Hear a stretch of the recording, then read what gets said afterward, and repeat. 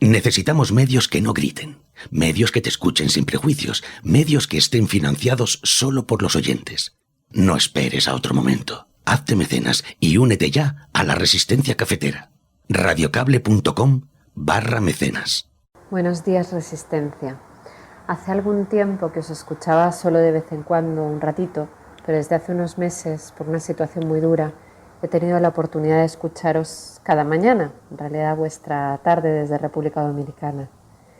Me acompañáis con una buena dosis de información bien contada, con reflexiones, pensamos juntos.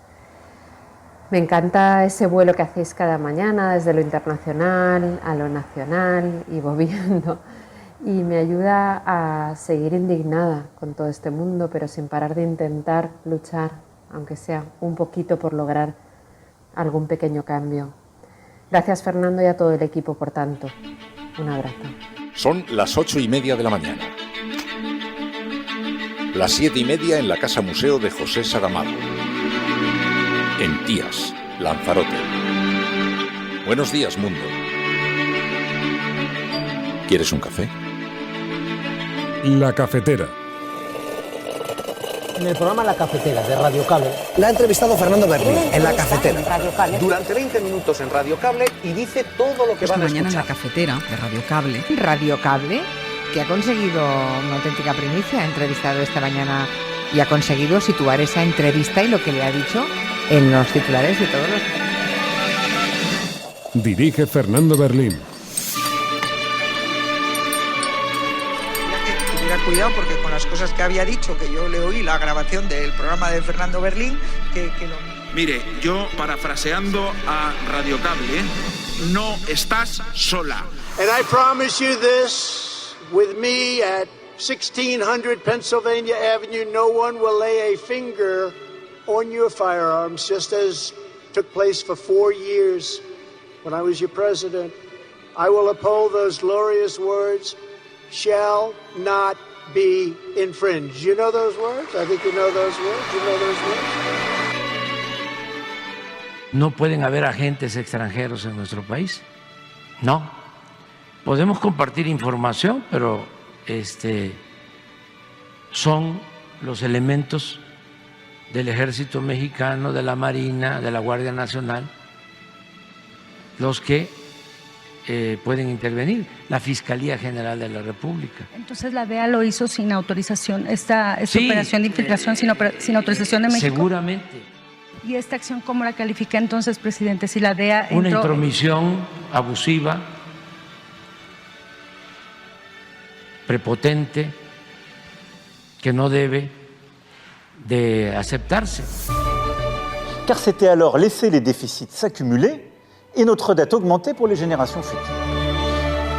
Las soluciones de la economía social en las que ha profundizado el Gobierno de España nos han demostrado que es posible superar un sistema económico despiadado, sin alma, que se funda en los recortes, el olvido de las personas más vulnerables y que está anclado en la desigualdad. Y algo más. La economía social ha logrado desmentir el interesado tópico de que el desarrollo económico de un país debe sacrificar inevitablemente unos ideales de justicia e igualdad que, muy al contrario, deben estar en el núcleo de nuestros sistemas políticos y económicos. Pues con que una sola víctima necesite el perdón del Estado ante las decisiones judiciales de rebajas de condenas sería suficiente para que lo hagamos, para que pidamos perdón, y no solamente para que pidamos perdón por esas decisiones judiciales de bajadas de pena, sino también para que nos ocupemos. Todos aquellos que no creyeron desde el principio en que el consentimiento tenía que estar en el centro, todos aquellos que se reían de las víctimas diciendo que si se iba a necesitar un notario para tener relaciones sexuales, han salido sin escrúpulos a cuestionar la ley por las revisiones de penas, haciendo un uso terrible del dolor de las víctimas. Pero si cambiamos con urgencia los efectos no deseados de esta ley, no tendrán ni un solo argumento serio para cuestionar la ley del solo sí es sí, y habremos blindado esta ley. El Grupo Popular, al que represento, actúa una vez más como un partido de Estado que antepone el interés general al partidista.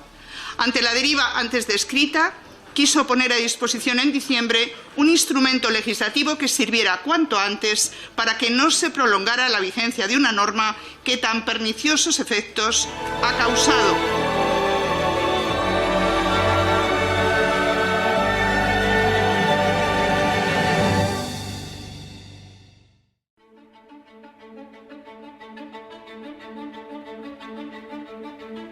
Buenos días, cafetera.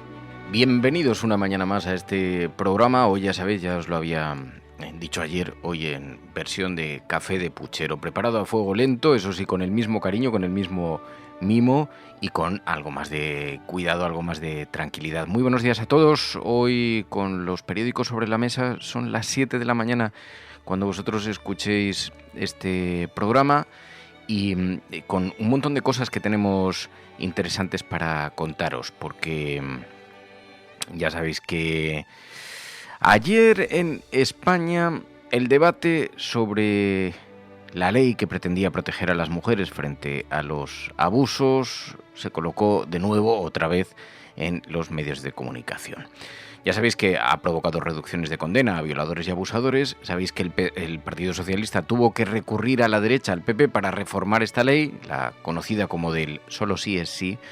Y ayer en la Comisión de Justicia del Congreso se dio un paso adelante con la oposición de Podemos, que considera que se está desnaturalizando y que lo que hay que hacer es reforzar otros capítulos de la misma. La derecha, mientras tanto, se frota las manos. Ha pasado de criticar la ley a criticar la ley. Y ahora, por cierto, proponen también un pacto de vivienda con el Partido Socialista. Se están animando a tender la mano a los socialistas, en buena medida porque saben que eso al Partido Socialista le hace parecer timorato. Bueno, por eso hoy hemos elegido un hashtag, #LaCafetera, a por el miércoles, porque vamos a necesitar mucha energía para agotar esta semana. Vamos a hablar de todo esto, vamos a hablar también de algunas informaciones internacionales que están colocadas sobre la mesa. Fijaos cómo está el mundo. En Estados Unidos hemos sabido de un nuevo tiroteo en la fiesta de cumpleaños de un adolescente, ha dejado 4 muertos, pero a los republicanos esto no parece importarles, siguen defendiendo el derecho a tener armas. Y es que fijaos lo que ha ocurrido. Sucede en las mismas horas en las que Donald Trump ha participado en la Convención Nacional del Rifle, que ha sido este fin de semana, y ha dicho: nadie pondrá un dedo sobre vuestras armas. En México también hay polémica porque han pillado a la Agencia Antidroga de Estados Unidos, a la DEA, infiltrada en una organización de narcotraficantes, y claro, eso de hacer operaciones clandestinas fuera de tu territorio no suele gustar mucho a las soberanías nacionales. Por cierto, que esta noche hemos sabido también que Fox News ha reconocido haber mentido a sus espectadores sobre los resultados de las elecciones del año 2020. Va a tener que pagar 787 millones al fabricante de las máquinas de contar votos por daños y perjuicios por las noticias que lanzaron mintiendo sobre la rigurosidad de su conteo. Claro, con eso evitan un juicio en el que saldrían al aire todos sus trapos sucios. Así que seguramente ni siquiera los espectadores de la Fox News se van a enterar de este acuerdo, de esta noticia, porque el acuerdo ni siquiera obliga a Fox a reconocer ante sus espectadores que mintieron y el por qué lo hicieron. Pero es un retrato del mundo que estamos viviendo. Así que, como veis, tenemos un montón de cosas de las que hablar aquí en la cafetera, en una jornada en la que hemos escuchado también en Naciones Unidas a Yolanda Díaz defendiendo la economía social. Avanzar en una economía más participativa, más democrática, más comunitaria y más resistente a las crisis nos permite sentar las bases para mejorar la vida de la ciudadanía, incluso cuando la incertidumbre nos acecha. Las soluciones de la economía social en las que ha profundizado el Gobierno de España nos han demostrado que es posible superar un sistema económico despiadado, sin alma, que se funda en los recortes. Así que, bueno, ahora hablaremos de esto. Tenemos muchas cosas que contar encima de la mesa. Id pasando, poneos cómodos. Gracias por compartir la dirección del programa. Muchísimas gracias por vuestra compañía. #LaCafetera, a por el miércoles. #LaCafetera, a por el miércoles. Hay que tomarlo con un poquito de ánimo.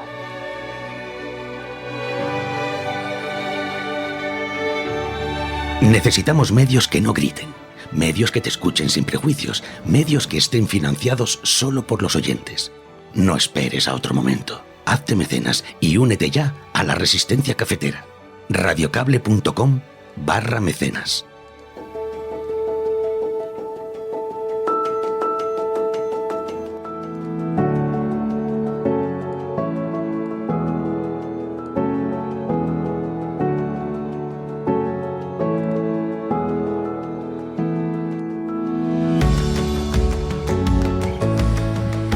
Venga, vamos allá, vamos a ver cómo está la información a esta hora de la mañana. Las noticias son muy dispares. En el periódico El Mundo esta mañana, el PSOE negoció el sí es sí con el Partido Popular en 2 días al ver la postura inaceptable de Podemos, dice el periódico El Mundo, que lleva este tema a su portada, mientras también una derivada diferente. Las escuelas segregadas por sexo han perdido la batalla en el Tribunal Constitucional. Aprobó ayer la sentencia que avala la reforma educativa conocida como la Ley CELAD y que incluye la prohibición de que los centros que segregan por sexo reciban ayudas públicas. Es una buena noticia en todo caso hoy en la portada del periódico El País, con esto que está colocado mientras sobre los derechos, la igualdad, en estas derivadas que encontramos esta mañana en la prensa. En el periódico de España, los socialistas arremeten contra Podemos tras pactar la reforma del sí es sí, de la ley del sí es sí, con los populares. Contestan a Irene Montero que lo humillante es no hacer nada. Los cambios en la norma salen adelante con el apoyo del PP, de Ciudadanos, del PNV y de Junts, dice esta mañana el periódico de España. Es el primer paso para que sea reformada, que se dio ayer en el Congreso de los Diputados, en un debate en el que vimos cosas insólitas. Al Partido Popular presumiendo de su responsabilidad. Decía, por eso vamos a apoyar esta reforma. El Grupo Popular, al que represento, actúa una vez más como un partido de Estado que antepone el interés general al partidista. Ante la deriva antes descrita, quiso poner a disposición en diciembre un instrumento legislativo que sirviera cuanto antes para que no se prolongara la vigencia de una norma que tan perniciosos efectos ha causado, con una propuesta de reforma quirúrgica ante la pasividad del Gobierno. El mismo que impidió su tramitación para luego dar paso a la proposición de ley que hoy debatimos. Ni la construcción penal de la Ley Orgánica 10/2022 es la que hubiéramos planteado, ni la propuesta actual nos satisface por completo técnicamente. Pero, señorías, hay un bien superior que merece la pena defender prioritariamente: las víctimas. Y, señorías de Unidas Podemos, en nombre de mi grupo y de las mujeres del Partido Popular o que confían en nosotros, les decimos que pueden seguir insultando, pero que se equivocan, porque no defendemos ningún retroceso en los derechos de las mujeres, sino todo lo contrario. No olviden quiénes impulsaron el Gran Pacto contra la Violencia de Género y quién se descolgó de él.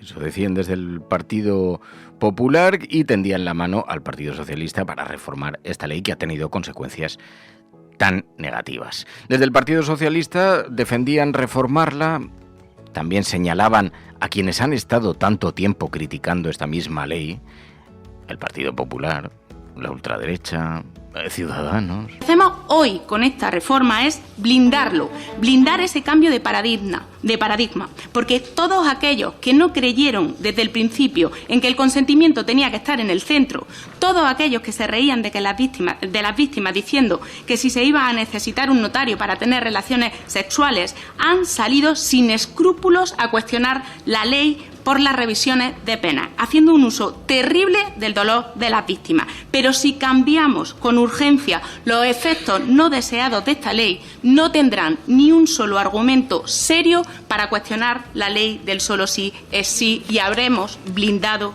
esta ley. Eso decían desde el Partido Socialista, que trata de agarrarse a algún argumento que permita al electorado agarrarse ante una polémica que ha tenido consecuencias tan indeseadas como, sí, la reducción de penas de violadores, la excarcelación de alguno de ellos, que, en fin, ha colocado el foco en los márgenes, en las deficiencias de esta norma legal. Desde Podemos criticaban la reforma de la ley y sugerían que lo que hay que hacer es otra cosa, es reforzar servicios de ayuda y también ayudar a que los jueces interpreten de una vez por todas correctamente esta norma. Esta no es la intervención que querría hacer hoy. Ojalá estuviésemos aquí en una comisión pues para aprobar lo que fuese necesario para poder contratar a más personal experto que pudiese acompañar a las víctimas. Ojalá estuviésemos aquí también para aprobar una reforma del Código Penal que nos permitiese reducir el margen de interpretación que están haciendo los jueces, pero en vez de eso lo que estamos es debatiendo si damos o no un paso atrás en los derechos de las mujeres. Como feminista es una intervención, como digo, que no me gusta hacer, que nunca me hubiese gustado tener que hacer, pero como mujer feminista y como jurista me siento en la obligación de señalar hoy los problemas que supone esta contrarreforma contra las mujeres. Así que, en todo caso, todo el mundo sabe que es un lío monumental, que difícilmente una sociedad puede digerir esta presión tan extraordinaria que supone ver las reducciones de pena, básicamente, de delitos tan graves. Y hemos escuchado incluso a Irene Montero en estas últimas horas pidiendo perdón a las víctimas por la ley del solo sí es sí. Es con que una sola víctima necesite el perdón del Estado ante las decisiones judiciales de rebajas de condenas sería suficiente para que lo hagamos, para que pidamos perdón, y no solamente para que pidamos perdón por esas decisiones judiciales de bajadas de pena, sino también para que nos ocupemos. Precisamente por eso estoy defendiendo que es necesario que la reforma que hagamos de la ley solo sí es sí sea una reforma feminista.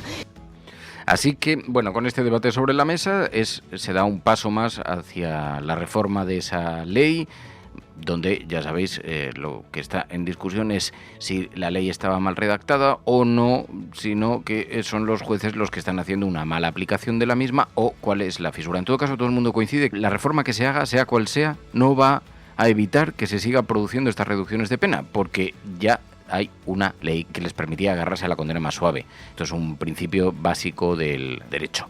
Por lo tanto, parece una cuestión más estética que de otra naturaleza.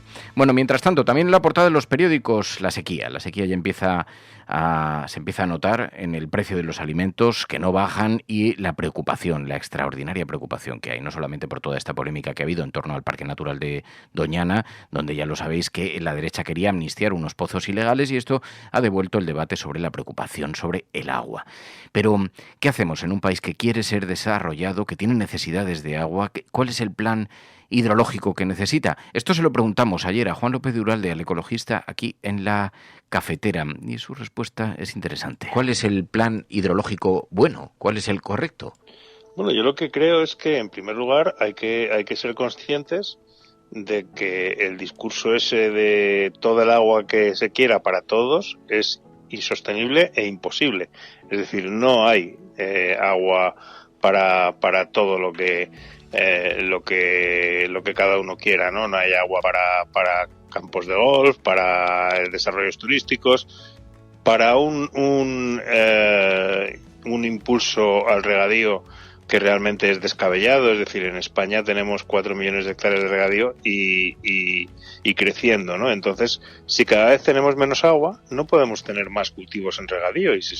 Esto decía ayer el ecologista, también diputado, Juan López de Uralde, y precisamente es tema hoy objeto de análisis en la portada de eldiario.es. España se enfrenta al dilema imposible de un campo que multiplica los regadíos en un país sin agua. Hay una nueva crisis que se cierne sobre España, la sequía, que está tensionando también el precio de los alimentos, un asunto que preocupa extraordinariamente a las autoridades, pero que se encuentran con ese equilibrio tan difícil para hacer, ese equilibrio entre la prosperidad, el desarrollo, las necesidades de riego y la peor sequía desde que existen registros, como recuerda esta mañana el plural.com en su portada también.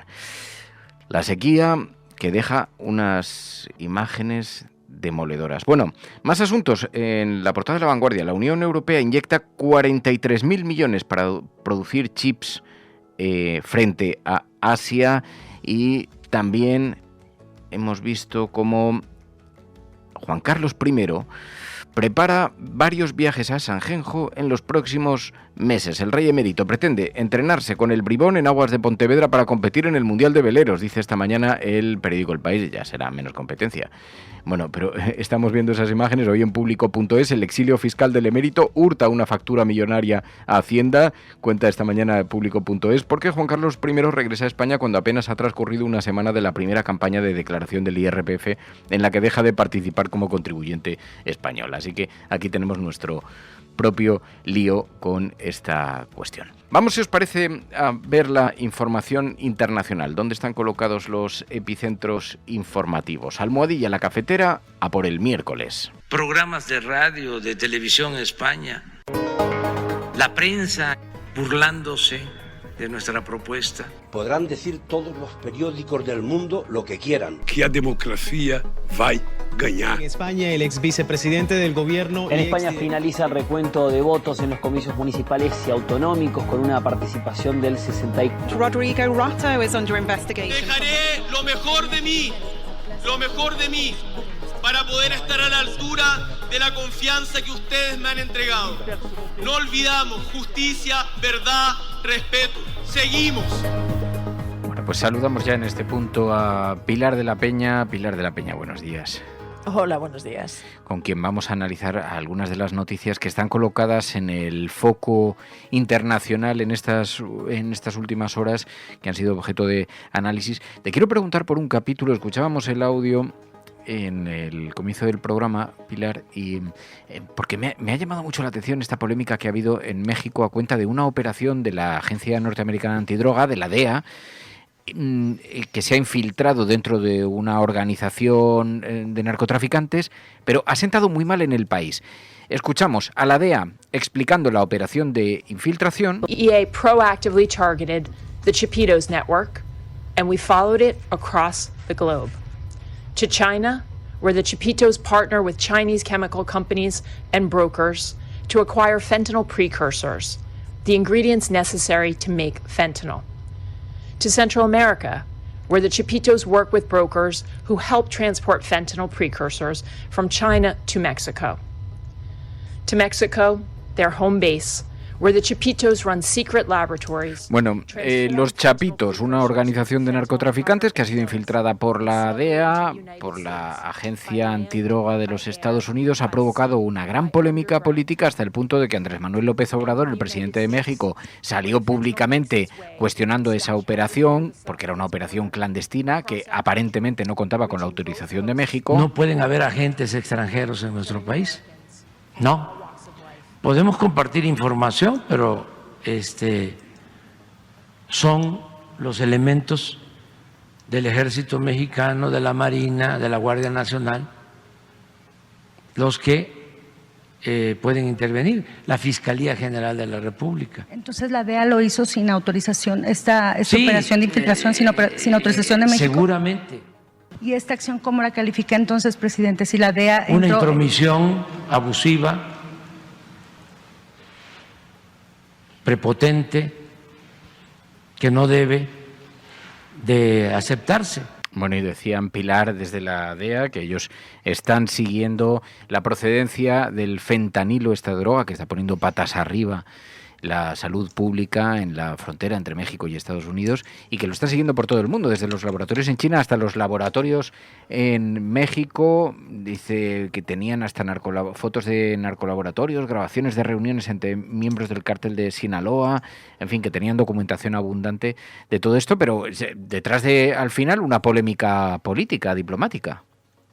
Sí, la verdad es que todo esto tiene su origen en que precisamente a finales de la semana pasada el Departamento de Justicia de Estados Unidos anunciaba estos cargos y todo este entramado legal que han conseguido armar contra los Chapitos, que es un digamos un cártel de narcotraficantes. Estaba vinculado al cártel de Sinaloa. Se llaman los Chapitos porque entre ellos están algunos de los hijos del Chapo Guzmán, ¿no? De ahí que se les conozca como los Chapitos, y Estados Unidos los estaba persiguiendo y ha conseguido armar pues todo este caso que van a presentar delitos en varios distritos federales gracias a este seguimiento y a este tipo de acciones de infiltración en sus redes, ¿no? Que decía esta responsable del Departamento de Justicia que escuchábamos en el audio anterior, detallaba cómo habían conseguido información y cómo habían conseguido infiltrarse en numerosos países. Uno de esos es México. También hablaba de China, con lo cual en este sentido vemos cómo operan los agentes de la DEA. Y luego es llamativa la irritación que ha provocado en México, ¿no? Andrés Manuel López Obrador lo ponía de relieve en este audio que escuchábamos ahora mismo, ¿no? Una intromisión abusiva y prepotente. Claro, desde Estados Unidos se defiende que es la manera de conseguir llevar ante la justicia y digamos que de interrumpir o impedir que estas organizaciones o que estos narcotraficantes pues actúen.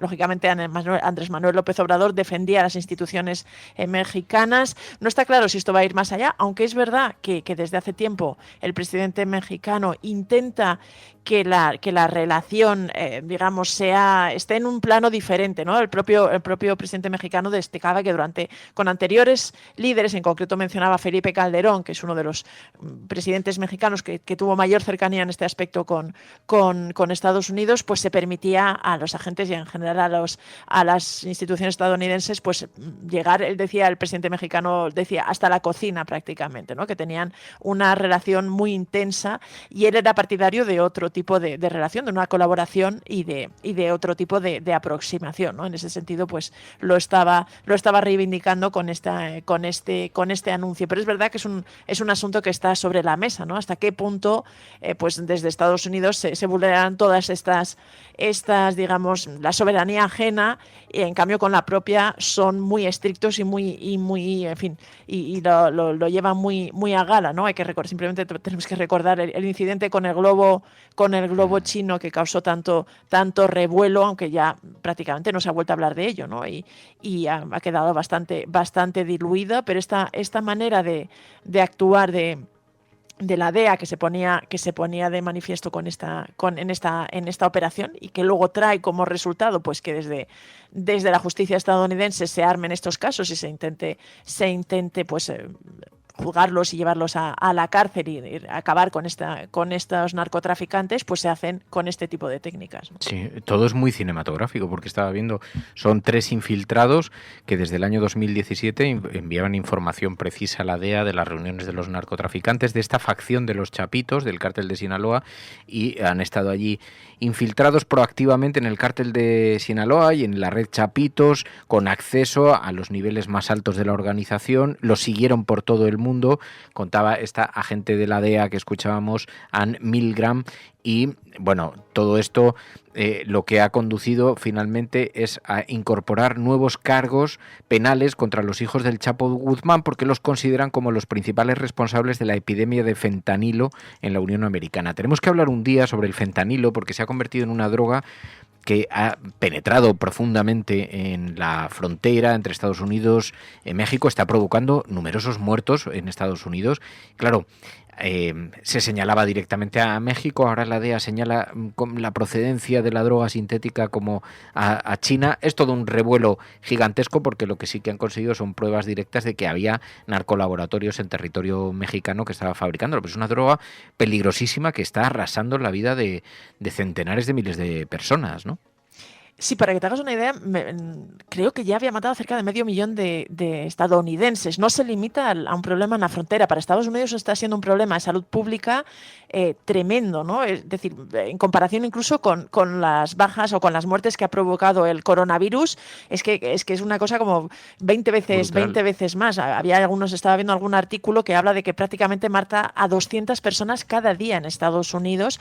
Es en realidad esta crisis de opioides, del fentanilo, se vende, es legal, es decir, son en muchos casos medicamentos que se empiezan a recetar y se empiezan a tomar, pero se desboca el uso y está causando realmente una serie de problemas de salud pública en Estados Unidos muy importante. Tiene gracia todo este revuelo ahora con estas operaciones de infiltración de la DEA, porque también había una noticia la semana pasada que algunos republicanos en Estados Unidos habían propuesto bombardear los laboratorios de fentanilo en México. Imagínate si eso ya... Claro, sí, le iba a gustar mucho a las autoridades mexicanas. Claro, lo que pasa es que en estos días también la extrema derecha en México ha hecho circular la impresión de que Andrés Manuel López Obrador lo que mostraba era resistencias a que se investigasen los cárteles de la droga. La defensa que ha hecho Andrés Manuel López Obrador en esa rueda de prensa, tal y como la estábamos escuchando, era una defensa más bien relacionada con la violación de la soberanía nacional. Decía, estamos abiertos a operaciones conjuntas, pero no a operaciones clandestinas que se dan dentro de nuestro territorio. Sea como sea, hay una cierta desconfianza mutua y eso hace también que la DEA pues lance esas operaciones sin contar con el gobierno de un país. Pero es que además Estados Unidos es que opera frecuentemente así y, como decía Pilar, luego no consiente que a nadie se le ocurriera hacer una operación de ese calado dentro del territorio norteamericano, ¿no? Pero bueno, hay un buen lío con el fentanilo porque es un opioide sintético, es muy similar a la morfina, pero es entre 50 y 100 veces más potente. Si ya la morfina era altamente adictiva, os podéis imaginar el fentanilo. Se utiliza en ocasiones con pacientes que tienen dolores muy intensos después de una operación quirúrgica, tiene un circuito legal. Lo que pasa es que la tolerancia, claro, esto ocurre, se necesita consumir cada vez mayor cantidad de la droga, consumirla con mayor frecuencia para lograr ese efecto buscado y está terminando con la vida de miles de personas porque la sobredosis, el fentanilo que se consume ilegalmente, se fabrica en laboratorios clandestinos y bueno, está asociado a muchas sobredosis, cuentan las crónicas. Es realmente muy peligroso porque además la gente lo está mezclando con heroína, cocaína, con metanfetaminas, con MDMA, así que el lío, desde luego, no solamente es diplomático en este caso por esa operación, sino porque tienen un problema real de salud pública relacionado con esta droga. Oye, y Pilar, en Estados Unidos, claro, hablamos de violencia, hablamos de narcotráfico, pero es que lo de Estados Unidos hay algunas noticias que dan escalofríos. Tiroteo en una fiesta de cumpleaños de un adolescente deja 4 muertos y hemos visto también en México una matanza en una piscina pública.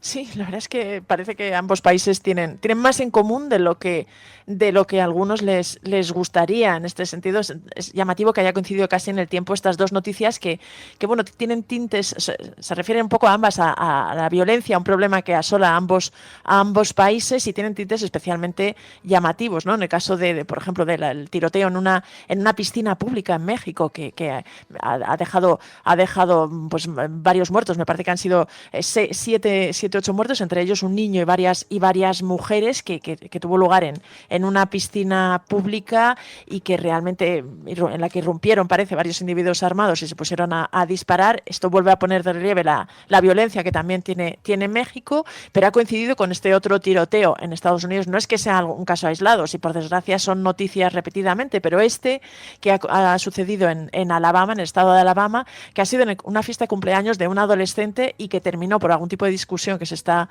pues investigando en un tiroteo masivo que ha provocado la muerte de 4 personas. Algunas fuentes hablan de que puede haber algún fallecido más, pero que bueno, que tiene también estos tintes de cómo se ha generalizado la violencia en Estados Unidos, ¿no? En este sentido, es llamativo que este año, es verdad que es algo habitual, pero da la sensación de que el problema no solo no se resuelve, sino que empeora.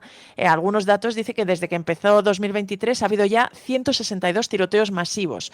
Tiroteos masivos con numerosas víctimas. Eso deja de media cerca de 1,5 cada día en Estados Unidos. Es decir, que a pesar de que están muy acostumbrados, esto va camino de batir un récord absoluto en este tipo de incidentes, y ya de forma bastante significativa ha coincidido con que el pasado fin de semana fue la gran reunión anual de la Asociación Nacional del Rifle, la NRA por sus siglas en inglés, que es esta organización que siempre ha enarbolado pues la defensa de las armas, que además tiene mucho que ver con la cultura estadounidense, ¿no? Con esta idea de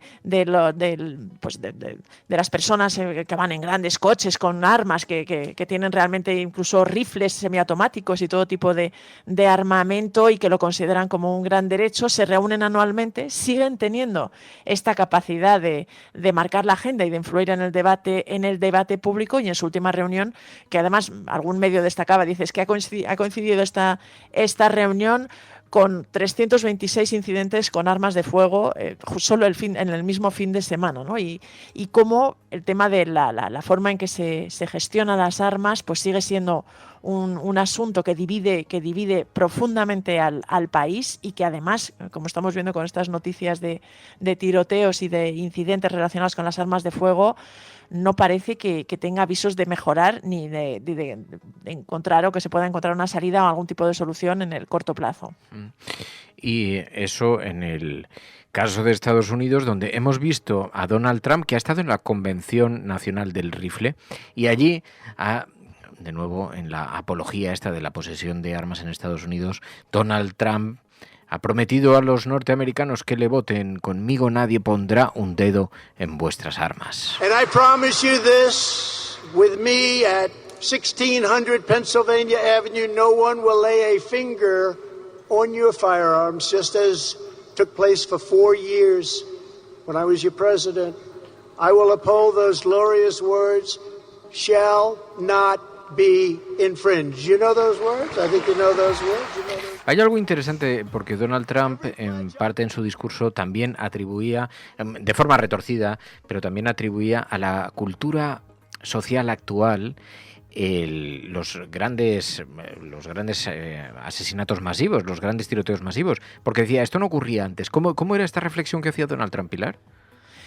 Bueno, Donald Trump, como en general en todos sus discursos, toca muchos palos y realmente deja muchos aspectos. En este caso, por ejemplo, este audio que escuchábamos forma parte de esa defensa de sí mismo y de ese reconocimiento, ¿no?, de la grandilocuencia en sus declaraciones y en asegurar que cumple todas sus promesas, ¿no? Y en este sentido, su participación en esta convención de la NRA pues ha sido muy, muy destacada. Evidentemente ha sido vitoreado y aplaudido, ha sido el invitado probablemente más seguido. También ha estado Mike Pence, por ejemplo, su vicepresidente, que también está en campaña de cara a las primarias, cuya acogida fue más tibia, e incluso estuvo Ron DeSantis, este gobernador de Florida, que también se postula para la candidatura republicana, que parece que DeSantis participó en vídeo, pero evidencia hasta qué punto tiene tirón entre los republicanos, ¿no? Y Donald Trump lo que también insistía es en defender y en recalcar que forma parte de la cultura americana y que con él jamás se tocará el derecho a poseer un rifle, pero no podía ser ajeno del todo al impacto tan tremendo que están teniendo los tiroteos en Estados Unidos, especialmente los tiroteos en escuelas y en centros escolares, ¿no? Y él decía algo así como que en realidad esta idea de que el problema era que había demasiadas armas en Estados Unidos no se correspondía con la realidad, porque el país había estado plagado y repleto de armas durante siglos, decía, que y no había habido masacres escolares. Dice que estas se habían empezado en torno al año 2000. Y en este sentido señalaba que no era tanto un problema de sobreabundancia de armas como un problema de salud mental y un problema social, ¿no? Incluso decía un problema espiritual. En este sentido, puede que tenga ahí algún detalle y algún aspecto que estuviera señalando un problema que tiene la cultura americana y que está en Estados Unidos. Él luego lo retorcía a la manera que nos tiene acostumbrados, y lo vinculaba un poco también con la agenda de los demócratas y en general con la izquierda, pero sí señalaba el aspecto de la salud mental y de un problema de cultural, ¿no? De que se trata de un asunto cultural. En este sentido también en esta reunión de la Asociación Nacional del Rifle han vuelto a verse, por ejemplo, estas imágenes de niños muy pequeños moviéndose entre armas, eligiendo la que más les gustaba, probando rifles, y vuelve a evidenciar también esa cultura que está ahí pues enraizada en Estados Unidos y que contribuye a que esto se vea como algo perfectamente normal. Y claro, los norteamericanos en ese difícil equilibrio entre la creencia de que tienen derecho a portar armas, pero con las consecuencias que está teniendo tan extraordinarias. Oye, luego decías también, en México ha habido otro tiroteo que decías antes, pero las imágenes son brutales, las imágenes las estaba viendo y realmente son muy impactantes, en una piscina pública, una matanza. Lo que no hay son muchos datos, ¿no?, sobre la naturaleza de la misma. No, la verdad es que es verdad que es un suceso que ha sacudido, porque además el hecho de estas imágenes han sido, pues se han hecho virales y realmente son bastante impactantes. Ha sucedido en la ciudad de Cortázar, en el estado de Guanajuato, y de momento se sigue investigando en qué ha consistido. Lo que parece es que han irrumpido varios individuos armados y se han puesto a disparar a un grupo de bañistas, ¿no? Y parece que ha habido entre los fallecidos había un niño y al menos 3 mujeres. Hay también varios heridos, y el hecho de que fuera en una piscina pública pues realmente ha generado una gran alarma y un gran impacto en México. En las imágenes se explica a algunos de los testigos: irrumpieron un grupo de hombres armados, abrieron fuego contra algunas personas que estaban allí almorzando, sentados alrededor de una mesa, y no sé si fueron 7 fallecidos, creo. Sí, 7 eran al menos sí, lo que daban los medios que se hacían eco de ello. Bueno, el caso es que unas imágenes muy impactantes. Oye, en Sudán, nos preguntaban ayer algunos oyentes, efectivamente sigue la violencia, ha dejado ya más de 200 muertos, más de 1.800 heridos, pero este enfrentamiento entre 2 militares que tiene al mundo en vilo. Sí, que suscita una enorme preocupación de que realmente la situación se enquiste y termine pues derivando en un conflicto civil mucho más amplio, ¿no? De momento tiene que ver con es algo más complicado que simplemente una disputa por el poder entre 2 generales, porque uno de ellos es el ejército, es Al-Burhan, que es el responsable y el jefe del ejército, que fue el líder del golpe de Estado en 2021 y que en este sentido pues contaba al principio con el apoyo de las llamadas fuerzas de apoyo rápido, que es un cuerpo que se creó un poco con la base de las milicias Janjaweed y las milicias pues extremistas que, entre otras cosas, protagonizaron los incidentes y la represión en Sudán hace una década, que tuvieron también un gran impacto en el exterior. Y bueno, pues este movimiento estaría ahora intentando disputarle el poder al Burhan y al ejército del país. Esto se ha traducido realmente en una serie de enfrentamientos en las principales ciudades del país, que están teniendo un enorme impacto en vidas humanas, que además hacen temer que realmente las pocas esperanzas que quedaban de que en Sudán pudiera encontrarse algún tipo de salida democrática, o que hubiera pues algún tipo de avance con algún gobierno que pudiera realmente tener presencia de los civiles y que no estuviera dominado por los militares, pues se quedan cada vez más lejas. Hay también tiene mucho que ver incluso las influencias. Cada bando de estas 2 bandos del ejército tiene diferentes apoyos, ¿no? Por ejemplo, a nivel internacional se considera que Egipto apoya en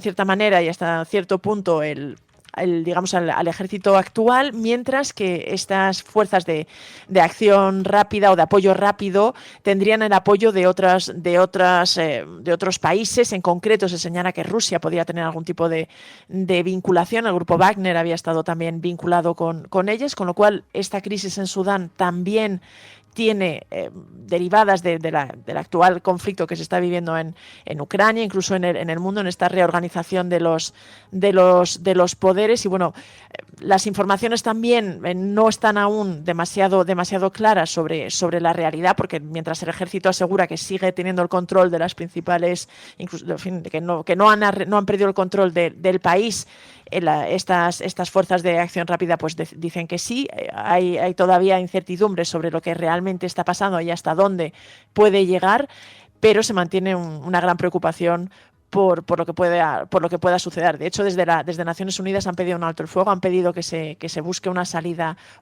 negociada. Fallecieron también varios trabajadores de Naciones Unidas. Parece que ha habido también incluso un ataque al embajador de la Unión Europea, en Sudán. Así que realmente hay preocupación y temor por lo que pueda pasar allí. Pero estaba viendo en la BBC, hay un artículo muy interesante sobre las raíces para el rebrote de la violencia. Allí resulta que Sudán es el país africano que tiene las reservas de oro más grandes del continente. Es es uno de los elementos más destacados. Solo en el año 2022 logró exportar cerca de 2.500 millones de dólares, 41, casi 42 toneladas de oro, y dicen que esto es uno de los motivos, porque hay otros, la falta de diálogo, estos que nos contaba Pilar, entre los dos principales líderes militares. Las minas de oro se han convertido en una fuente de ingresos en un país que tiene muchas dificultades económicas, y eso hace que la tensión se convierta en estratégica también, y provoca una gran preocupación global precisamente por eso, porque es una fuente de financiación, una fuente de recurso de oro muy importante. Bueno, eso es uno de los asuntos que en estos días tienen la atención de la comunidad internacional fijada, pero otro que pasa más inadvertido, porque estamos ya en las últimas semanas, no hemos dejado de ver protestas en Francia contra la ley de Macron para elevar la edad de jubilación. Resulta que, ya dimos algún apunte ayer en el programa, pero Macron finalmente, tras sacarla adelante, se dirigió a los ciudadanos por televisión. Adopté conformément à ce que prévoit notre Constitution, ces changements étaient nécessaires pour garantir la retraite de chacun et pour produire plus de richesses pour notre nation. Justificaba la medida, decía eso sí que comprendía, aceptaba, escuchaba el ataque de cólera, que reconocía la cólera ciudadana, quería suavizar en algo, con algún tipo de plan social, las protestas, pero es que no han pasado apenas unas horas desde ese mensaje. Vimos esa misma noche, desde que compareció Macron, unas protestas en Francia, de nuevo otra vez, con unos choques entre los manifestantes y los policías muy, muy, muy agresivos, lanzamiento de cohetes, todo tipo de objetos en la vía pública, destrozos, coches incendiados. En fin, la reacción de Francia no parecía haber sido acoger el discurso de Macron con mucha calma, Pilar. No, la verdad es que quizá todo esto está evidenciando que la crisis que vive Francia es más profunda de lo que algunos podían predecir o de lo que algunos creían, ¿no? Tiene que ver, y lo señalaban algunos analistas, también hay una parte que tiene que ver con el propio presidente francés. En este discurso hablaba de que se iba a dar 100 días, precisamente hasta el 14 de julio, que es la fiesta nacional francesa, para ver si conseguían reconducir y en fin, pues aseguraba que era sensible y que había escuchado el descontento que había provocado esta reforma. Él considera que es necesaria para la economía francesa, pero era consciente del problema que había planteado. Y se ofrecía en 100 días, que en cierta forma es un periodo que se suele interpretar como los 100 días de gracia cuando llega un gobierno, que en esta ocasión podían suponer 100 días de gracia para su primera ministra, que ha quedado muy tocada, Elisabeth Borne, por la aprobación de esta reforma, y quizá él mismo, porque algunos analistas señalaban que parte del problema es que la propia manera de gobernar y de sacar adelante esta reforma de Macron, saltándose, digamos, los trámites parlamentarios, aprobándola por decreto, aunque finalmente el Tribunal Constitucional ha respaldado esta reforma, pero eso y la manera de gobernar de Macron y de exprimir los resortes de la democracia era uno de los motivos que también había indignado significativamente a la ciudadanía francesa, ¿no? Los sindicatos también, por ejemplo, han rechazado reunirse con él, que había una reunión prevista para negociar algún tipo de plan que mejorara las condiciones laborales, pues han renunciado a ello y han prometido que han convocado al 1 de mayo a grandes protestas de nuevo para intentar pues que hubiera una marcha atrás en esta reforma. Realmente, bueno, la situación en Francia también es profunda porque evidencia, y esto lo decía Macron en su discurso, un descontento con el trabajo, ¿no? Un enfado en la ciudadanía por esa relación tan conflictiva que ven con el trabajo y con el hecho de tener que trabajar 2 años más. En este sentido es lo que anunciaba Macron, que había entendido y que iba a buscar alguna solución, pero los sindicatos y en general los trabajadores y la ciudadanía, pues o han perdido la fe en que realmente pueda ofrecer algo, o consideran que son palabras vacías, que no hay realmente nada detrás, que son buenas palabras para intentar pues tranquilizar los ánimos, pero que detrás no va a haber ningún tipo de mejoría para los ciudadanos y para los trabajadores franceses, y de momento pues se mantiene esta presión, y de hecho ya han puesto fecha al 1 de mayo para mantener este pulso y este reto en la calle con protestas y con denuncias y manifestaciones en todo el país.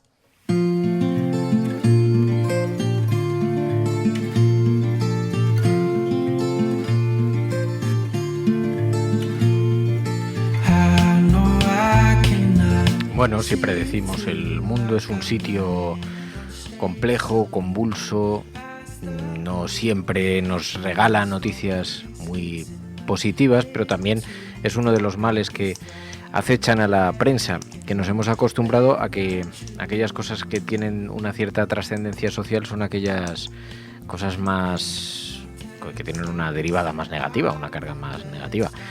Por eso hay que poner en valor, de todas maneras, noticias cuando tienen algo positivo que ser, que permita mencionar y que permita darles importancia, porque hay cosas que sí. Fijaos, esta mañana hemos sabido en estas horas que un equipo de sanitarios del Hospital Público Vall d'Hebron de Barcelona ha hecho el primer trasplante de pulmón completamente robótico del mundo y ha creado una nueva vía de acceso para sacar los órganos enfermos e introducir los nuevos sin abrir el tórax. Es una información que tiene un importantísimo recorrido, así lo han acreditado numerosos investigadores en todo el mundo. Es muy innovadora, pero nos recuerda que sí, que el mundo es complicado, pero también nos aporta algunas luces de vez en cuando. Oye, tengo una curiosidad muy bonita que quería comentar contigo, Pai. Venga. Que tengo que encontrar, pero que me dejó profundamente impactado. Resulta que me lo envía un oyente. La manera en la que se trataba el conflicto de Ucrania antes de la invasión de Rusia. Cómo lo trataban los medios de comunicación en España. Y la manera en la que se miraba a Rusia y a Ucrania cuando todavía no estábamos librando una batalla por la supervivencia democrática de Europa, ni por los límites de las fronteras, ni todas estas cosas que nos están contando. Bueno, las imágenes sospecho que las has visto porque las envié al grupo. No sé si te fijaste, pero son... Si te refieres a ese reportaje sobre cómo se formaba a jóvenes ucranianos.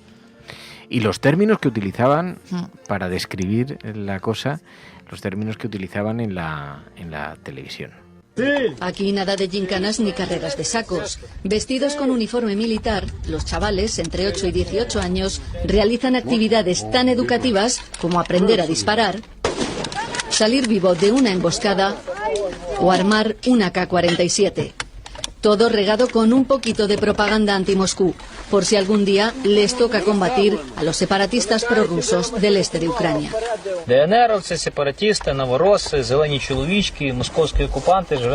Podéis y debéis dispararles. Nosotros no lo consideramos. También hay lecciones de historia, a los rusos personas. tergiversada. Los monitores afirman sin pudor que los ucranianos son el origen de la raza blanca o que las cruzadas sirvieron para liberar a Europa de una invasión musulmana. La extrema derecha, la homofobia y el racismo, la ideología detrás de estos campamentos. В такому ранньому віці закладаються основи світогляду і ваше майбутнє. Всі ці речі, всі ці ЛГБТ, всі ці...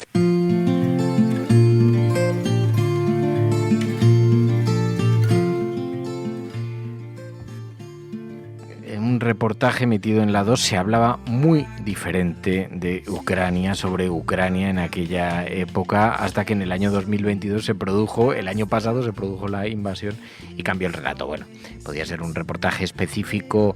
El vídeo dicen que ha sido retirado ahora de la web de Radio Televisión Española, porque, claro, ahora el contexto es otro. No sé si ha sido retirado o no. Sé que está circulando con una viralidad extraordinaria por TikTok y por otras redes sociales, porque nos recuerda un poco cómo ha ido cambiando el discurso en torno a la radicalidad ucraniana. Hoy nadie permitiría un discurso así porque dirían, bueno, es que se está justificando la invasión de Rusia. No, bueno, es que en Ucrania también había radicales. Así lo recogía el reportaje de la 2, ¿no, Pai?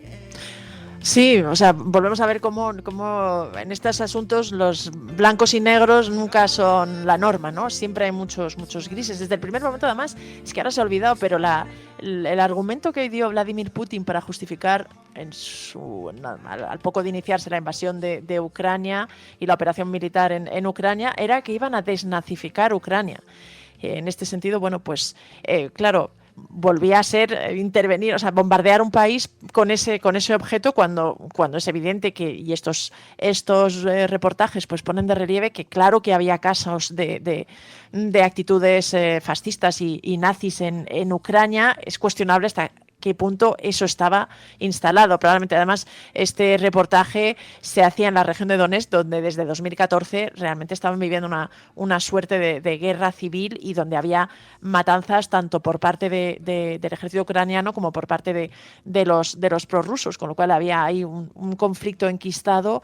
Y en este sentido, pues este tipo de argumentos y de campamentos pues se explican así, ¿no? Pero sí es verdad que es llamativo cómo se reinscribe, y esa necesidad parece además de tener toda la razón, ¿no? De ser siempre los buenos, que el bando al que se apoya es todo positivo, cuando rara vez es así, ¿no? Al final los grises son los que suelen predominar, e incluso en este caso los ucranianos que se puede argumentar que están defendiendo su país, están defendiendo de esta agresión rusa.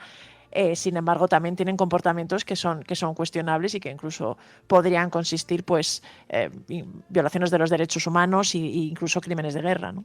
Sí, porque algunas de las imágenes que circulan por las redes, claro, son círculos alternativos, entre otras cosas porque algunas de las fuentes de información ha ocurrido con Russia Today, pero es difícil su acceso desde Europa. Pero todo esto nos recuerda en todo caso que, como dice Pilar, haría muy mal quien crea que esto justifica la retórica de Moscú y que justifica una invasión a sangre y fuego en las fronteras ucranianas y matar a la población civil indiscriminadamente, entrar, que estamos conociendo algunas que además están detallando organizaciones como Amnistía Internacional o organizaciones independientes, violaciones de derechos humanos por parte de las tropas rusas. Así que en absoluto esto justifica ni la retórica ni nada, pero sí que es verdad que nos revela la propaganda, la manera en la que recibimos la propaganda aquí en Europa, porque ni tan buenos, ni tan malos, ni tan buenos ni malos, ni los que... Es una pena que no podemos... Muchas de estas cosas se mueven por intereses, ¿no? Y eso es lo que a veces se nos olvida. Claro, como decía el general norteamericano, el dólar es seguido por la bandera y los soldados siguen a la bandera. Y estas cosas, pues, probablemente explican las guerras, pero este vídeo que está circulando por ahí pues nos enseña algo también sobre nuestro país, porque ahora sería muy difícil encontrar en una televisión, porque este fenómeno también probablemente se está dando. Otra cosa es que seguramente Vladimir Putin no contaba, cuando hablaba de desnazificar Ucrania, no contaba con la fuerte oposición de la población ucraniana, porque tú entras a sangre y fuego y de pronto ha conseguido aglutinar hasta el último probablemente de los prorrusos que quedaban, los ha conseguido aglutinar en su contra, porque las imágenes son demoledoras, ver verdaderas ciudades, pueblos completamente arrasados por los bombardeos, ¿no? En fin, es una cosa... que a veces también quedan en evidencia esas cosas que las grandes palabras que se dicen. Hablaba Putin de desnazificar Ucrania y señalaba en particular al batallón Azov. No sé si recordarás que al principio, los primeros meses, se hablaba mucho de este batallón ucraniano. Pero enviaron a la Wagner. Sí, también, claro. Ellos tienen a Wagner, pero incluso en el canje de prisioneros que comentábamos ayer, que habían hecho, o en varios de los primeros canjes, se intercambiaron y se liberaron algunos de estos combatientes de este batallón por parte de Rusia, ¿no? Con lo cual quedaba un poquito en la incoherencia a veces de este argumento, que pretendían desnazificar Ucrania y que a la vez algunos de los que ellos mismos señalaban como nazis, después de haberlos hecho prisioneros, los liberaran, ¿no? Que al final, pues cada bando se mueve por sus intereses y por lo que en cada momento piensa, y en pocos casos, sobre todo a este nivel de la política internacional, pues son los grandes valores los que definen las actuaciones. Rusia decía desnazificar, Estados Unidos siempre habla de la defensa de la democracia como un valor unívoco, y luego nos encontramos con que todo está lleno de contradicciones. Lo que es muy difícil es intentar hacerse una idea de cuál es la naturaleza y los orígenes del conflicto en tiempos como estos, donde apenas se permite una cierta disidencia en el discurso. Y yo ya lo he contado aquí, conversando un día con Iñaki Gabilondo, decía Gabilondo, es que cuando uno explica los antecedentes de de la Segunda Guerra Mundial y habla del Tratado de Versalles y la situación en la que se quedó una parte de la población alemana, también de la sobrepoblación en Alemania, de los recursos económicos tan escasos que tenían, de la aparente humillación a la que se sintieron o que fueron convencidos de que habían sufrido después del Tratado de Versalles. Cuando uno cuenta esto, a nadie se le ocurriría señalarle y decir usted lo que está es justificando a los nazis. No, porque todo el mundo entiende que estás contextualizando. Ahora, como aquí, en este momento histórico, se te ocurra levantar la mano y decir, vamos a hablar de los acuerdos de Minsk, vamos a hablar de la Revolución Naranja de Ucrania, vamos a hablar de quién estaba detrás de verdad impulsándola, vamos a hablar de quién desestabiliza a los países, vamos a hablar de la presión que ha sufrido también desde las fronteras con la OTAN, la Unión Soviética, la ex Unión Soviética, Rusia, con la amenazante para ellos en su retórica, en su universo, la OTAN. Ya parece que estás justificando de no, estas son las raíces que explican y la retórica a la que se están agarrando. Yo no digo que esto justifique una invasión por tierra. Creo que es mejor comprender en toda su dimensión esto. Como está tratando de hacer Lula en el discurso, pero claro, es imposible porque todo el mundo te exige que elijas, que te sitúes, que te posiciones. Y por supuesto siempre rodeado de grandes valores del país en el que vives, porque basta que lo mires desde la distancia para que tengas un conflicto, ¿no? Pero bueno, es muy interesante por eso este reportaje de Televisión Española de no hace tanto tiempo, cuando hablar sobre Ucrania permitía unos márgenes de libertad para denunciar lo que allí también estaba ocurriendo en ese momento, que ahora parece imposible, ¿no?, plantearse. Pilar del Río, buenos días. Hola, buenos días. Bueno, es que, fíjate, a mí este ejercicio de Lula encabezando una hipotética unión de naciones, de países dispuestas a hablar de paz, me parece un tema muy seductor. Claro, vivimos tiempos complicados donde eso también es políticamente incorrecto en según qué países, en según qué regiones, pero este papel frente a la guerra, y bueno, creo que va a ir próximamente a Portugal, ¿no?, a Lisboa. Vamos, dentro de 3 días. Y el escándalo está montado. O sea, la derecha, el boss de aquí de Portugal, que se llama Chega, ya decía que no asistiría a ningún acto porque está invitado a participar en el Parlamento por el Día de Portugal, el Día de la Revolución, el 25 de abril.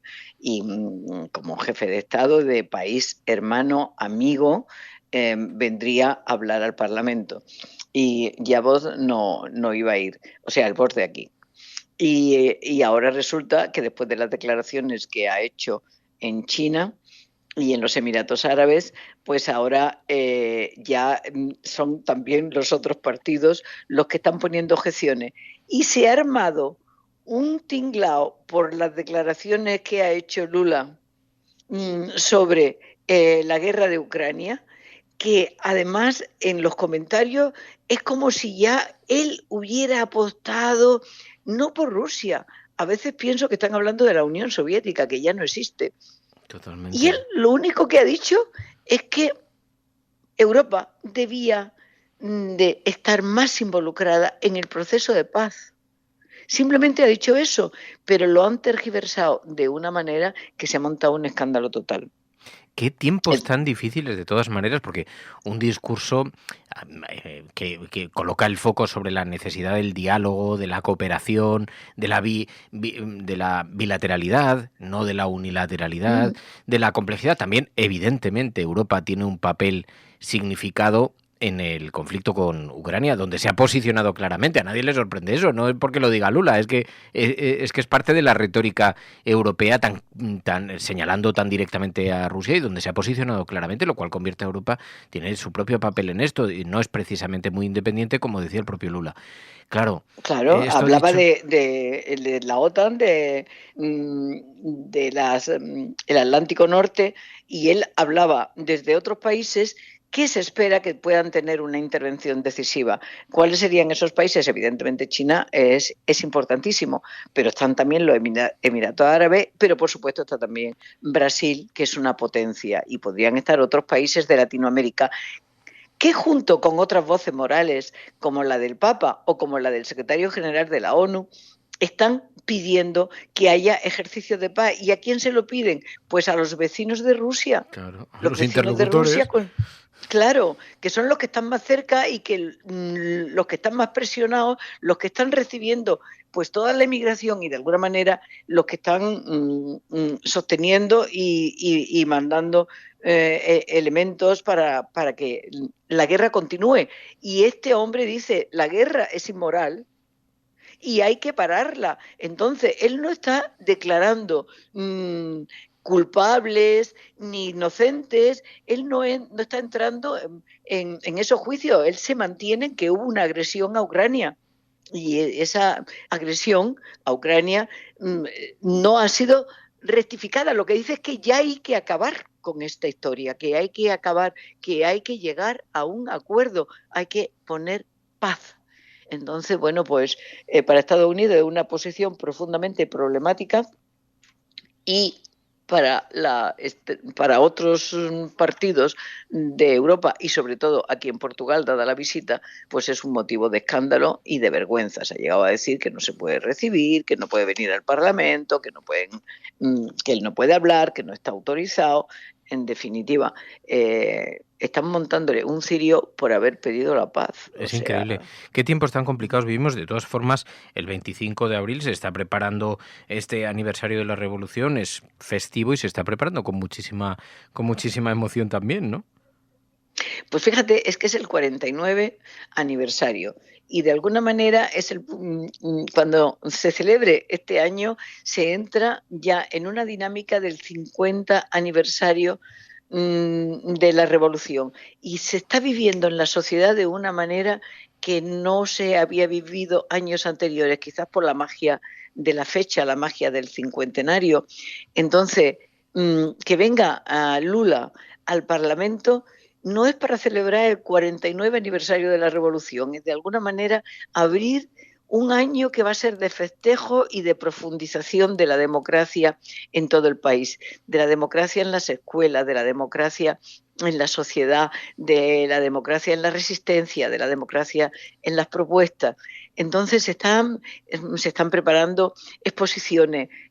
Yo creo que hay ahora mismo en Portugal, en las distintas bibliotecas públicas, en los pueblos, en las ciudades, ¿qué van a hacer para reivindicar aquel momento mágico que fue la salida de la dictadura a partir de una revolución cívica con un símbolo como son los claveles? Entonces, por eso es tan importante y que nos vengan a enturbiarla ahora que este señor ha dicho que ha sido imprudente, que al condenar a Europa, que no ha condenado a Europa, ha dicho que Europa debe de ser más efectiva. Nosotros también somos Europa y está yendo contra Portugal. Si ha hablado mal contra Europa, ha hablado mal contra Portugal. ¿Qué hace aquí? Lo vamos a recibir.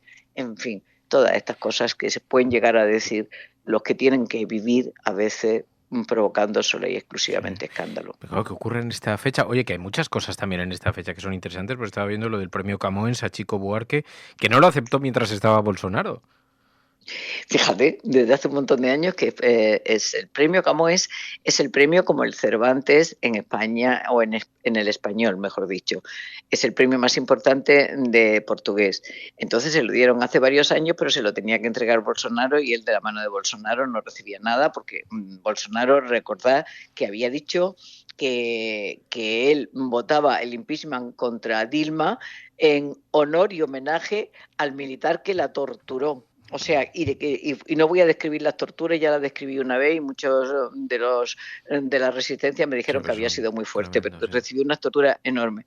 Entonces, de ese hombre que homenajea a torturadores no quería recibir el premio Camões y ha estado varios años sin recibirlo y ahora ya este año se le entrega.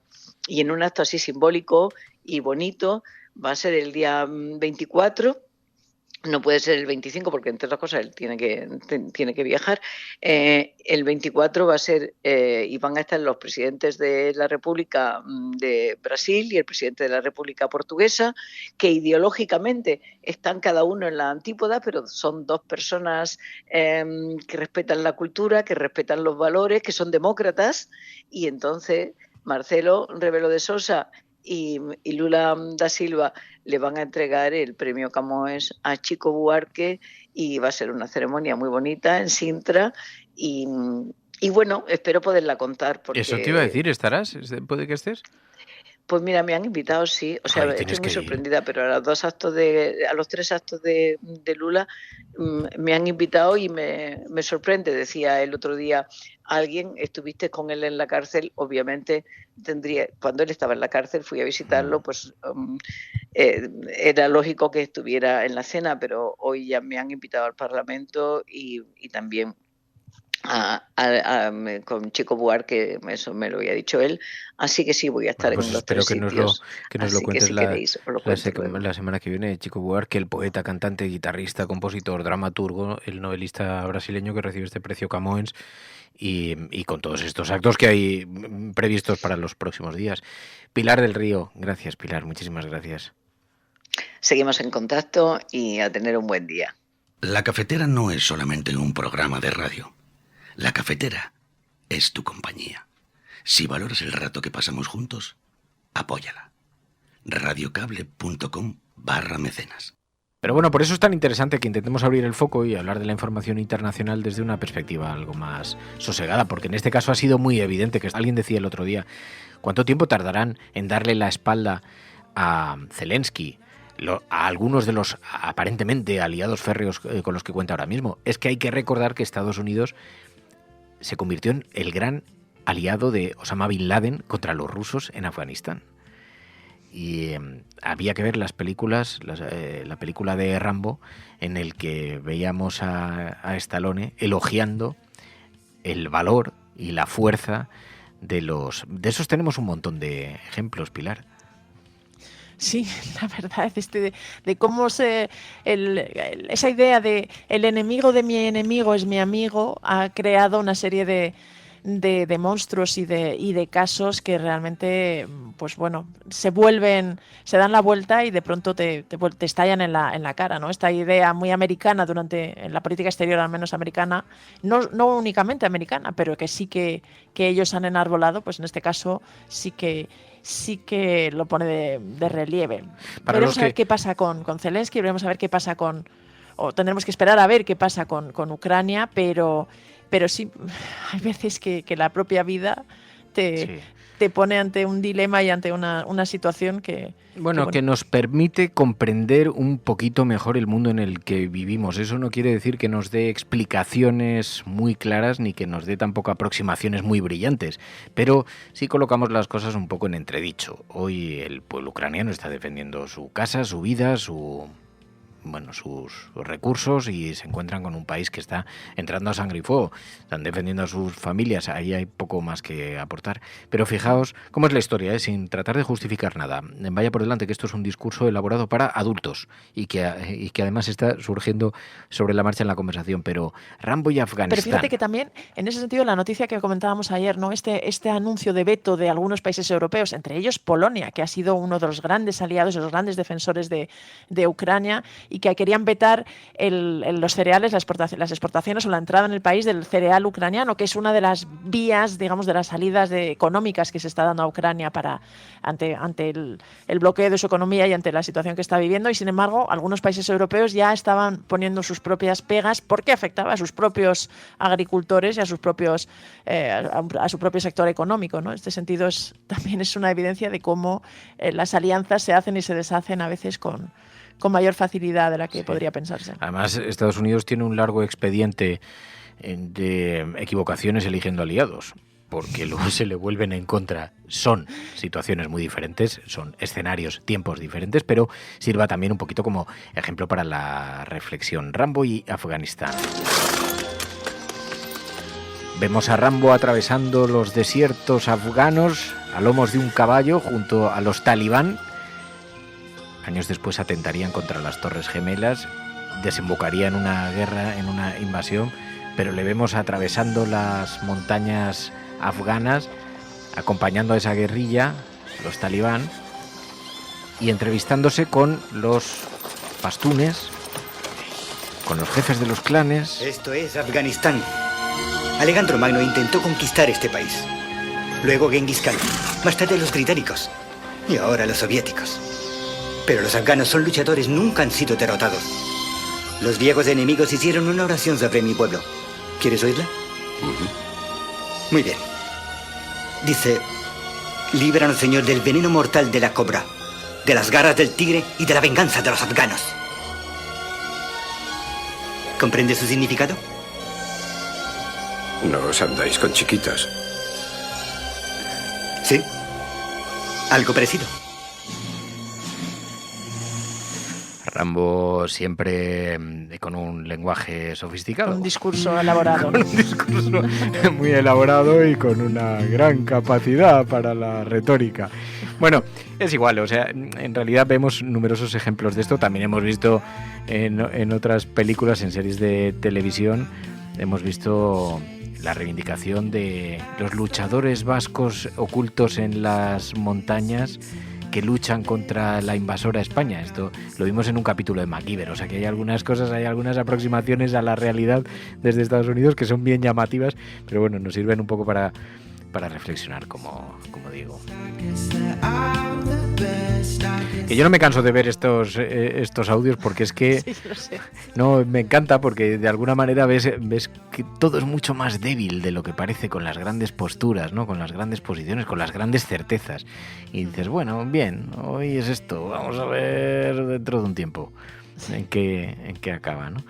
Sí, toda esa gente que además se lo toma muy en serio. Ahora estaba pensando también cómo Estados Unidos, por ejemplo, es capaz de reconducir sus relaciones, y en ese sentido Venezuela, y lo que ha pasado con Venezuela también es un buen ejemplo, ¿no? Como en concreto Nicolás Maduro ha pasado un tiempo de ser pues poco más o menos que el anticristo.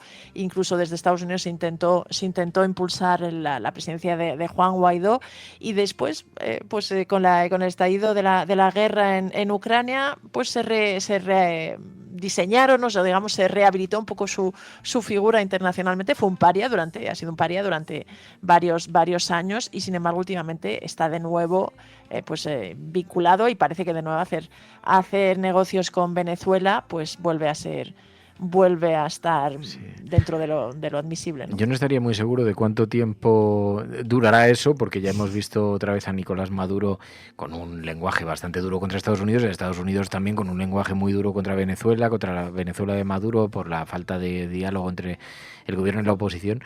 Pero es verdad que esta reconstrucción de ideales, que esta reinvención cada cierto tiempo, es de lo más llamativo.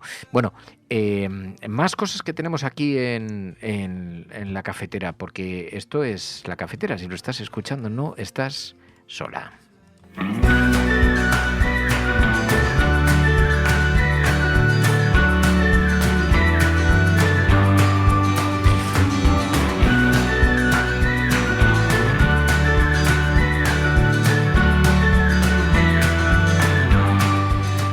Hoy, lo decíamos antes, en España se habla mucho de la reforma de la ley del solo sí es sí. Ha dado su primer paso para salir adelante. Por eso te quiero preguntar, Pilar, a ver qué te parece todo este lío, porque también, claro, una contrarreforma, decían desde Podemos. Eso es lo que es, no es una reforma, es una contrarreforma.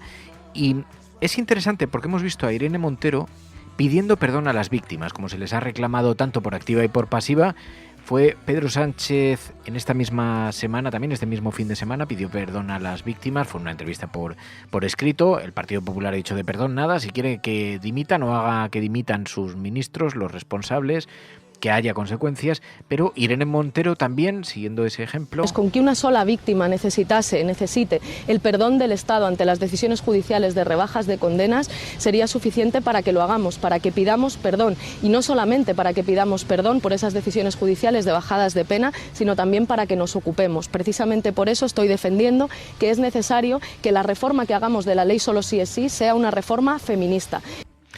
Así que, bueno, finalmente la contrarreforma, el impulso por parte del Partido Socialista, ayer criticaba a los críticos.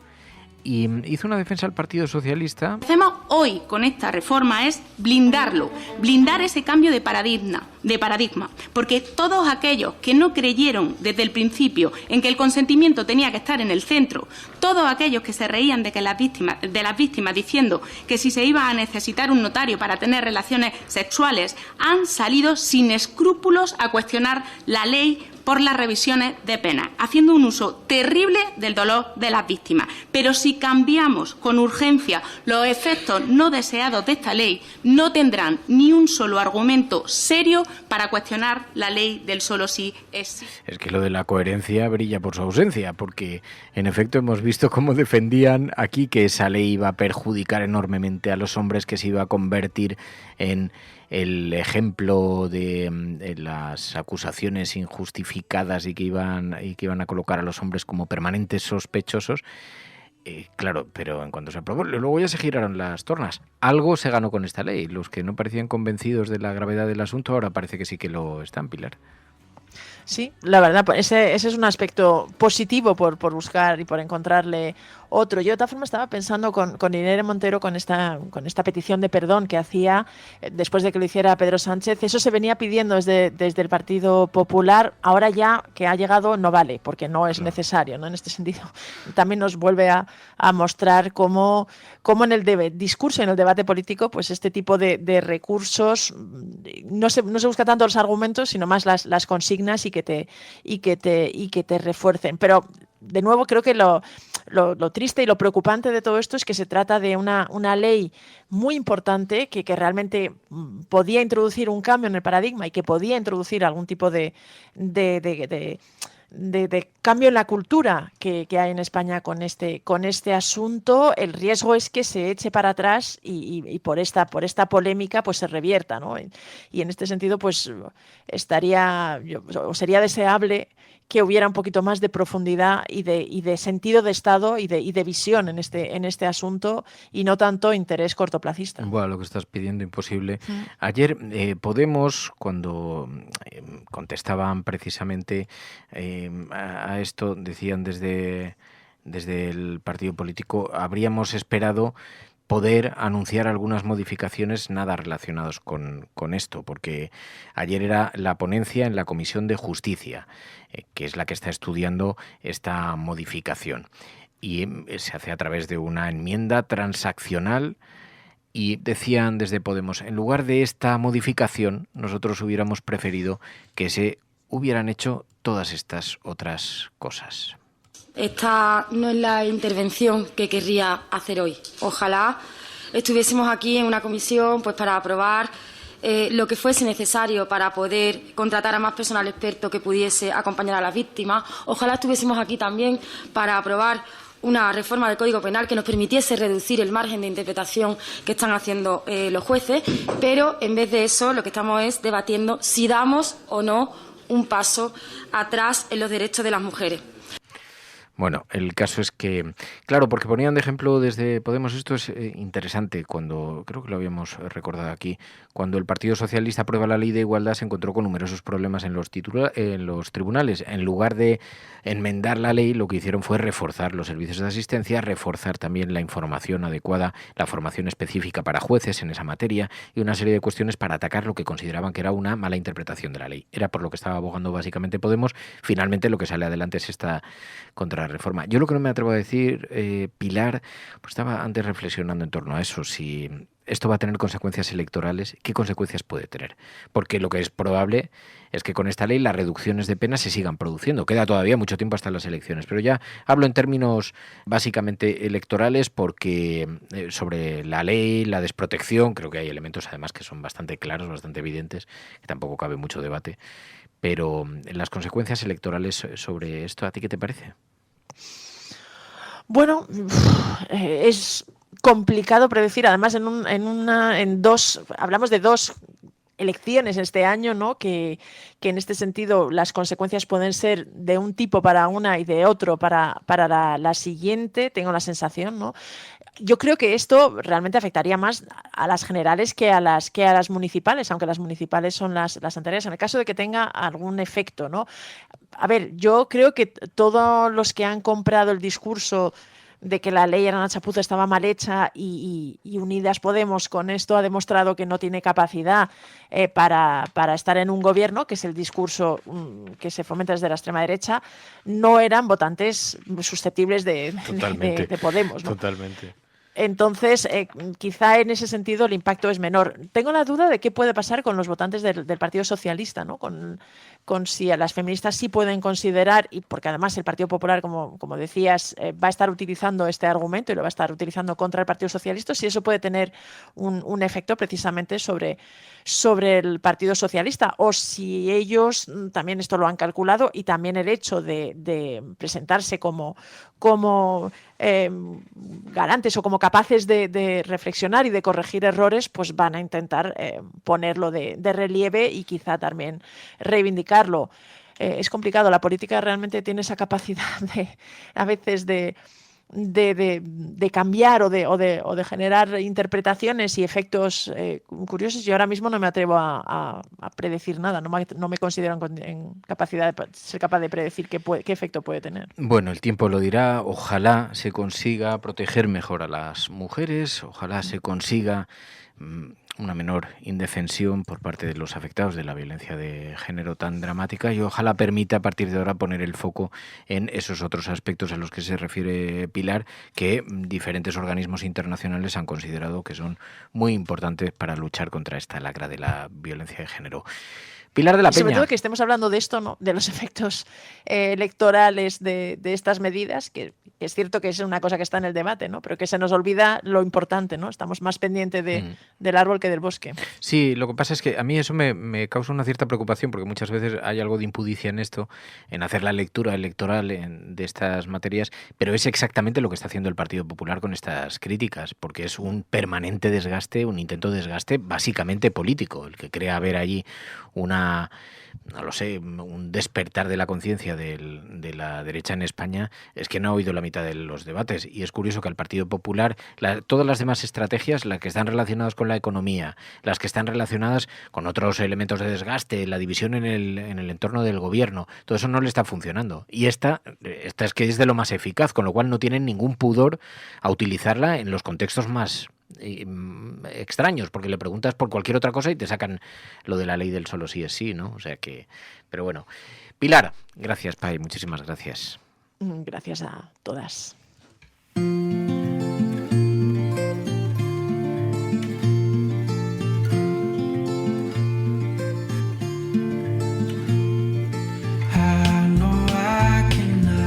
Bueno, pues así nos marchamos. Gracias a todos por vuestra compañía, muchísimas gracias por vuestro cariño en este café de... Hay quien le llamaba el café de calcetina. Nosotros nos gusta llamar el café de puchero porque es cocido a fuego lento, preparado a fuego lento aquí en la cafetera con mucho cariño. Así que a todos los que nos acompañáis cada mañana, muchísimas gracias por vuestra fidelidad. Y no os olvidéis que para que otros medios de comunicación sean posibles, para que otros discursos vean la luz, se necesita vuestro apoyo. Así que de corazón, muchísimas gracias a todos los suscriptores, a todos los mecenas que voluntariamente queréis otra sociedad, queréis otro tipo de periodismo. Esto es La Cafetera. Si lo estás escuchando, eres la resistencia. No estás sola allí donde estés.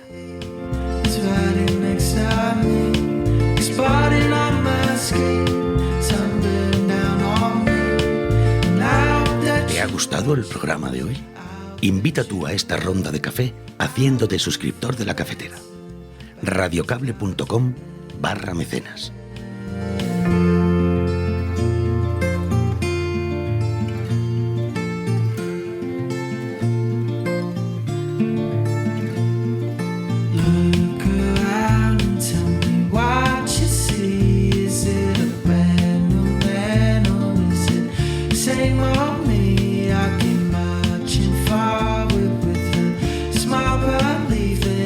Still persistent, then I'll soon break free.